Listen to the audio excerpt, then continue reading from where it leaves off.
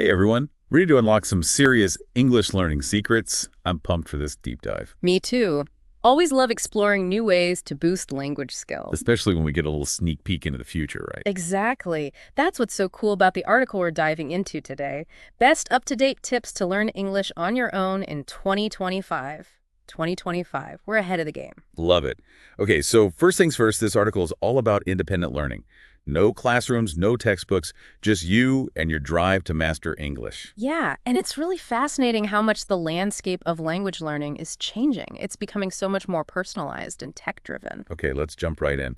The first tip that really blew my mind, using AI as speaking partners. Oh, hold on. AI. Like talking to a robot to practice my English. Pretty much. Think ChatGPT, voice assistants, all becoming your own personal language coaches. Interesting. But can AI really be that effective? I mean, language is all about human connection, right? That's a great point. And the article definitely emphasizes that human interaction is still key.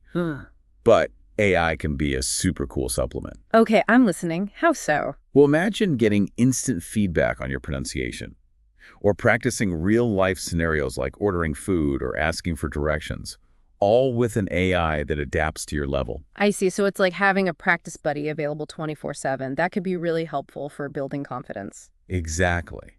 And think about those times when you might be too nervous to practice with a real person.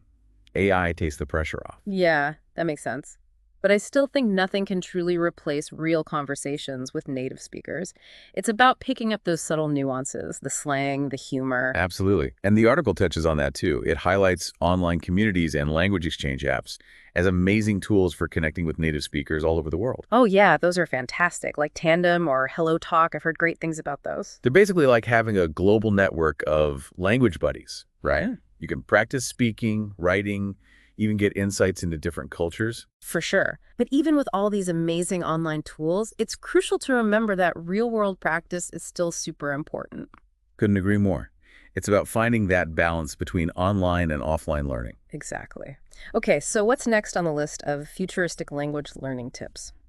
Something that I've actually used myself and found super helpful learning with subtitles. Oh yeah, subtitles. I've used those too, especially when watching movies in English. It's amazing how much you can pick up passively, right? Like new vocabulary just seeps into your brain. It does, but the article suggests taking it a step further. It's not just about watching anything with subtitles on. There's a strategy to it. Ooh, tell me more. They recommend starting with subtitles in your native language to get the overall context. Then, as you get more comfortable, switch to English subtitles. So it's like training your brain to connect the spoken word with the written word. Yeah, and to get used to the natural flow of English. It's like building a bridge to full comprehension. Love that analogy. Okay, ready for another brain-boosting tip? The article dives into something called spaced repetition for vocabulary building.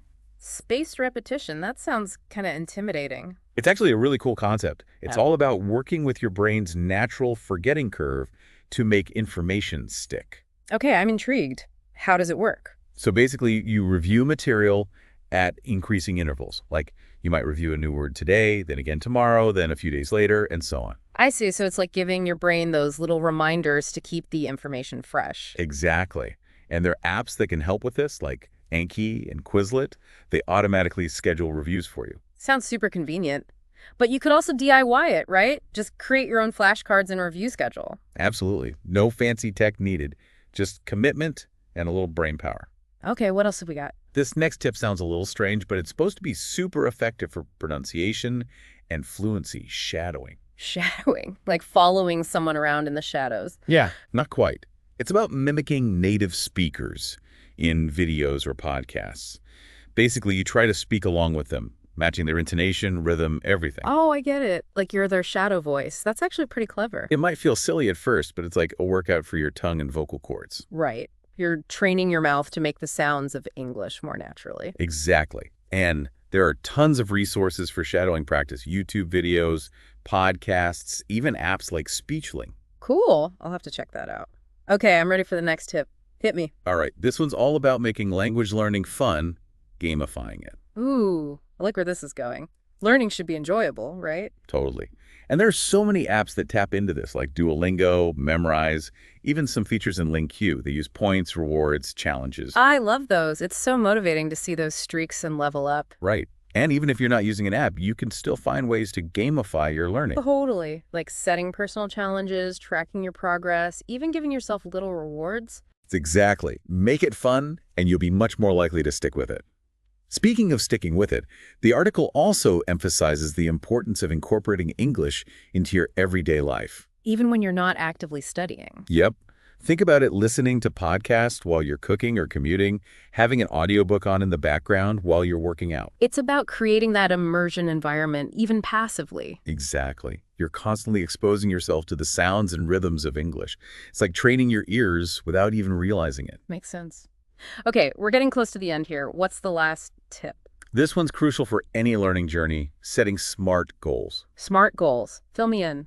So SMART stands for specific, measurable, achievable, relevant, and time-bound. Oh, okay. I've heard of that before. But how does it apply to language learning? Well, instead of just saying, I want to be fluent in English, which is a bit vague, you break it down into smaller, more concrete goals. So, like, I want to be able to confidently order food at a restaurant in English by next month? Perfect example. It's specific, measurable, achievable, relevant to your life, and has a deadline. I see. That way you can track your progress and stay motivated. Exactly. Okay, ready for the final tip? This one might feel a little scary at first, but it's super valuable recording yourself speaking English. Wait, like recording myself, that sounds terrifying. I know it can be a little intimidating at first, but trust me, it's one of the best ways to pinpoint areas where you need to improve. I guess I can see how that would be helpful. But how do you actually use those recordings to get better? It's about listening back objectively. Pay attention to your pronunciation, grammar, fluency, and even your confidence level. So it's like having your own personal language coach giving you feedback. Interesting. And it's amazing to see how much progress you make over time. Those recordings become like little milestones in your learning journey. I love that. Okay, so we've covered a ton of awesome tips today. Any final thoughts before we wrap up?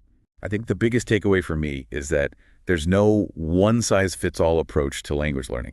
It's all about finding what works best for you. Absolutely. It's about mixing and matching methods, experimenting with different tools, and most importantly, having fun along the way. Couldn't have said it better myself. So here's a question for all of you listening. What one thing from this deep dive will you try today to boost your English learning? Pick something that resonates with you and take action. Happy learning, everyone.